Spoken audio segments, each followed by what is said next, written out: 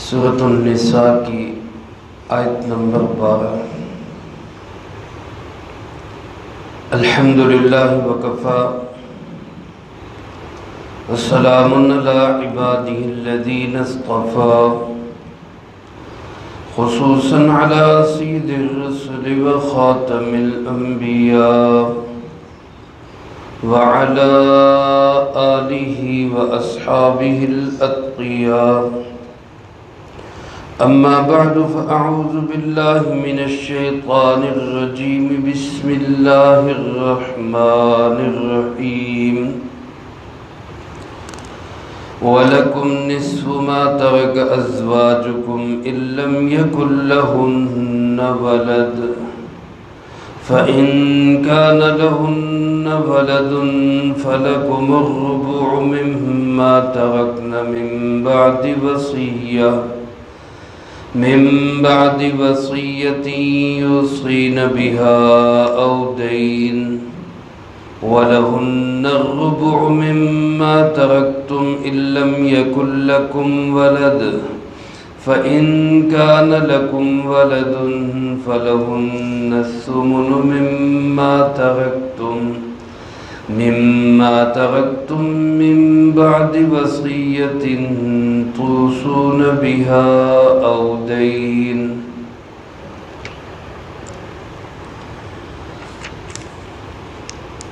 وَلَكُمْ نِصْفُ مَا تَرَكَ،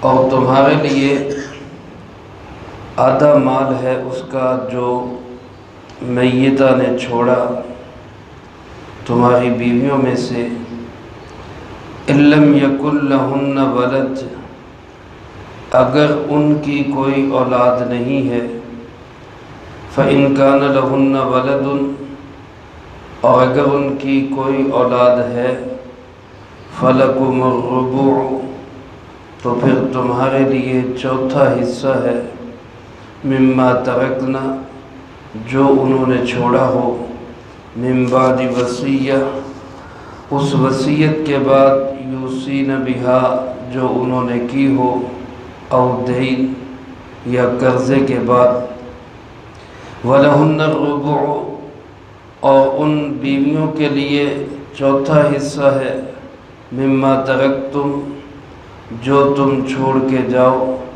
إِن لَّمْ يَكُن لَّكُمْ وَلَدٌ، اگر تمہاری اولاد نہ ہو، فَإِن كَانَ لَكُمْ وَلَدٌ، اور اگر تمہاری اولاد ہو، فَلَهُنَّ الثُّمُنُ، تو ان کے لیے آٹھواں حصہ ہے، مما ترکتم، اس میں سے جو تم نے چھوڑا ہو، من بعد وصیۃ توصون بها، اس وصیت کے نفاذ کے بعد جو تم نے کی ہو، یا قرض کے بعد۔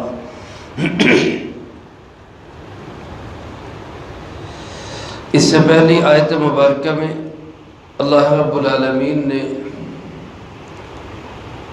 ان لوگوں کے حصے بیان فرمائے جن کا آپس کا تعلق نسب کی وجہ سے ہے، جیسے باپ بیٹا، ماں باپ اولاد، نسبی تعلق ہے۔ آیت مبارکہ کے اس حصے میں ان رشتوں کے حصے بیان کیے جا رہے ہیں جن کا آپس کا تعلق نکاح کی وجہ سے ہے، یعنی خامد اور بیوی۔ یہ دوسرا سبب ہے وراثت کا، ایک سبب نسب ہے، دوسرا سبب نکاح ہے۔ تو نکاح کی وجہ سے جو ایک دوسرے کے وارث بنتے ہیں وہ خامد اور بیوی ہیں۔ تو خامد کا کیا حصہ ہوگا اگر بیوی مر جائے، اور بیوی کا کیا حصہ ہوگا اگر خامد مر جائے۔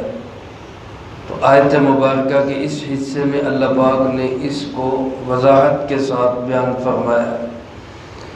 میرے محترم دوستو، ایک بات تو وہی کہ وراثت کی تقسیم کے لیے پہلے جو چیز ہے وہ میت کی تجہیز و تکفین ہے، دوسرے نمبر پر قرض کی ادائیگی ہے۔ یہ اتنا اہم ہے کہ اللہ پاک نے ہر ایک کے حصے کے ساتھ اس کو الگ بیان کیا ہے۔ قرض کی ادائیگی، قرض کی ادائیگی۔ آج جس چیز کو ہم بعض اوقات معمولی سمجھتے ہیں کہ کوئی بات نہیں، وہ چیز ایسی ہے کہ جس کی وجہ سے شہادت جیسے عظیم اللہ کی ایک نعمت کی برکات بھی رک جاتی ہے۔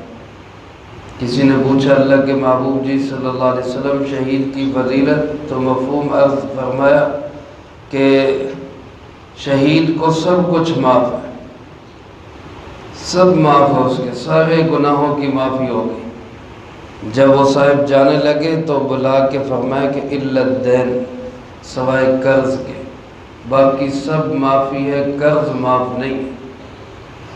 میرے محترم دوستو، فکر کرنی چاہیے اور کوشش کرنی چاہیے کہ اللہ کرے ہماری موت اس حال میں آئے کہ ہمارے ذمے کسی کا بھی قرض نہ ہو، اور اگر کہیں ایسی صورت بنے تو وہ تحریر ہو، لکھا ہوا ہو کہ یہ فلاں فلاں کا میں نے اتنا قرض دینا ہے۔ تو بہرحال دونوں صورتوں میں بیوی فوت ہو یا خامن فوت ہو، پہلے تو اللہ پاک نے یہی فرمایا کہ تجہیز و تکفین کے بعد قرضوں کی ادائیگی ہوگی، اور اس کے بعد اگر وصیت ہے تو وصیت پوری کی جائے گی مال کے 1/3 حصے میں، اور اس کے بعد جو بچے گا اس میں بیوی فوت ہوئی ہے تو خامن کا حصہ ہے، خامن فوت ہوا ہے تو بیوی کا حصہ ہے۔ اور یہ دونوں رشتے ایسے ہیں جو کسی بھی صورت میں محروم نہیں ہوتے، یعنی کوئی ایسی صورت نہیں ہے۔ بعض اوقات ہوتا ہے کہ بیٹے موجود ہیں تو بھائیوں کو نہیں ملتا، بھائی موجود ہیں تو بھتیجوں کو نہیں ملتا، دادا باپ موجود ہے تو دادے کو نہیں ملتا۔ لیکن خامد اور بیوی ایسے رشتے ہیں کہ کسی کی موجودگی یا عدم موجودگی ان کو محروم نہیں کرتی، البتہ حصہ کم ہو جاتا ہے۔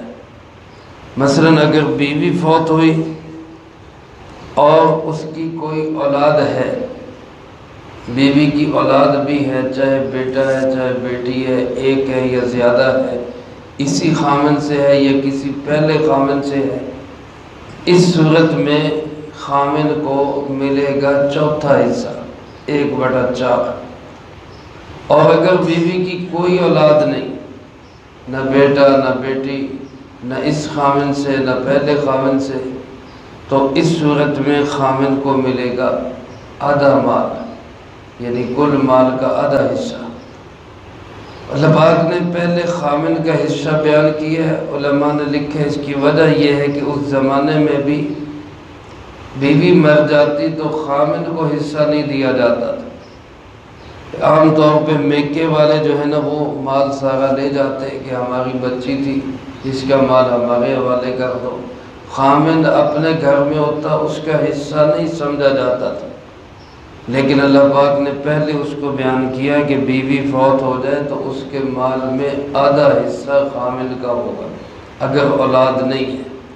فَمَا وَلَكُمْ نِصْفُ مَا تَرَكَ أَزْوَاجُكُمْ، تمہاری بیویاں جو چھوڑ کے جائیں تمہارے لیے اس میں نصف ہے، إِن لَمْ يَكُنْ لَهُنَّ وَلَدٌ، اگر ان کی کوئی اولاد نہ ہو، بیوی کی کوئی بیٹی کوئی بیٹا کوئی جو ہے وہ اس خامن سے یا پہلے سے کوئی بچہ نہ ہو، تو پھر خامن کو ملے گا آدھا حصہ۔ اور فَإِنْ كَانَ لَهُنَّ وَلَدٌ، اگر ان کی اولاد ہے، چاہے بیٹی چاہے بیٹا، ایک ہو زیادہ ہوں، اس خامن سے ہوں کسی اور سے ہوں، فَلَكُمُ الرُّبُعُ مِمَّا تَرَكَ، فرمایا پھر جو وہ چھوڑ کے جائے تو اس میں تمہارا 1/4 حصہ ہوگا۔ لیکن اس کے ساتھ ہی فرمایا مِن بَعْدِ وَصِيَّةٍ يُوصِينَ بِهَا، اس وصیت کو پورا کرنے کے بعد جو انہوں نے کی ہو، او دین یا قرض اگر ان کے ذمہ ہو تو قرض کی ادائیگی کے بعد۔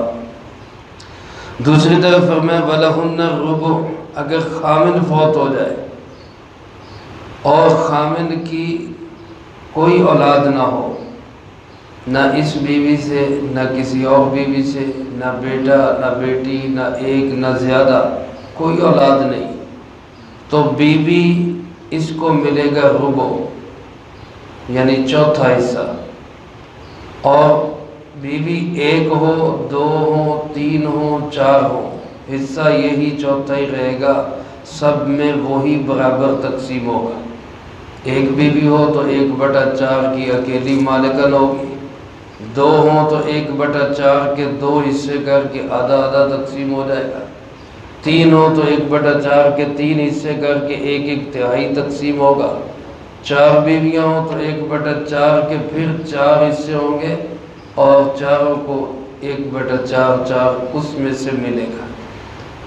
اور اگر خامن کی کوئی اولاد ہے، خامن کا بیٹا ہے، بیٹی ہے، اس بیوی سے ہے، کسی اور بیوی سے ہے، ایک ہے، زیادہ ہے، تو پھر بیوی کا حصہ ہوگا 8واں، 1/8، فَلَهُنَّ الثُّمُنُ۔ اور اس صورت میں بھی 1 2 3 4 جتنی بھی ہوں ان میں وہ حصہ برابر تقسیم ہوگا۔ یہاں بھی اللہ پاک نے فرمایا من بعد وصیت توصون بها، اس وصیت کے بعد جو تم نے وصیت کی ہو، او دین یا قرض کی ادائیگی کے بعد۔ یہاں تک تذکرہ تھا ان کے حصوں کا جو نکاح کی وجہ سے ایک دوسرے کے حصے دار بنتے۔ تو آج اس ماحول میں اگر ایسی صورتحال پیش آئے تو میرے محترم دوستو، سب سے پہلے بیوی یا خامن کا حصہ نکلتا ہے، اس کے بعد بچوں کا حصہ ہوتا ہے۔ لیکن اب اگر باپ فوت ہو جائے، اولاد مال پہ ایسے قابض ہوتی کہ ماں کا حصہ یاد ہی نہیں رہتا، ابھی ماں کو بھی دینا ہے، اور اگر بچے چھوٹے ہوں تو ماں سارے حصے پہ ایسا قبضہ کر لیتی ہے کہ بچوں کا حق یاد ہی نہیں رہتا۔ اور خامن بیوی فوت ہو جائے تو پھر بعض اوقات خامن کو کچھ نہیں دیا جاتا، بعض اوقات خامن سارے مال کا مالک بن جاتا ہے۔ تو یہ ساری چیزیں تب ہوتی ہیں جب دین کو سمجھا نہ جائے، حصوں کو پرکھا نہ جائے۔ اور یہ میرے عزیز دوستو، وراثت کا علم ایسا علم ہے جس کو سرکار دو عالم صلی اللہ علیہ وسلم نے آدھا علم فرمایا، تعلم الفرائض فإنها نصف العلم۔ فرمایا کہ علم فرائض یعنی علم میراث، حصوں کی تقسیم کے علم کو حاصل کرو، اس کو سیکھو، کیونکہ یہ آدھا علم ہے، باقی سارا علم ایک طرف اور یہ اکیلا وراثت کا علم ایک طرف۔ فرمایا ایک وقت ایسا آئے گا کہ پورے علاقے میں کوئی ہوگا جو وراثت کے مسائل کو جاننے والا ہوگا، اور لوگ کہیں گے کہ جاؤ فلاں سے جا کے پوچھ کے آؤ کس کا کتنا حصہ بنتا ہے۔ تو ہمیں اس سلسلے میں علماء سے رجوع کرنا چاہیے۔ جب بھی کسی کے ہاں بھی کوئی ایسا مسئلہ بنے، خود سے فیصلے کرنے کی بجائے اپنی ساری صورتحال لکھ کر علماء کے سامنے رکھنی چاہیے، جو حصے وہ بنا دیں شرعی فیصلہ سمجھتے ہوئے اسی کو تسلیم کرنا چاہیے، اسی میں خیر و برکات ہوں گی۔ اللہ مجھے آپ کو سب کو نصیب فرمائے، جو کہا سنا اس کو زندگی میں لا کے دوسروں تک پہنچانے کی توفیق عطا فرمائے۔ اللہم انت السلام ومنک السلام، تبارکت ربنا وتعالیت یا ذا الجلال والاکرام۔ اللہم اعنا علی ذکرک وشکرک وحسن عبادتک۔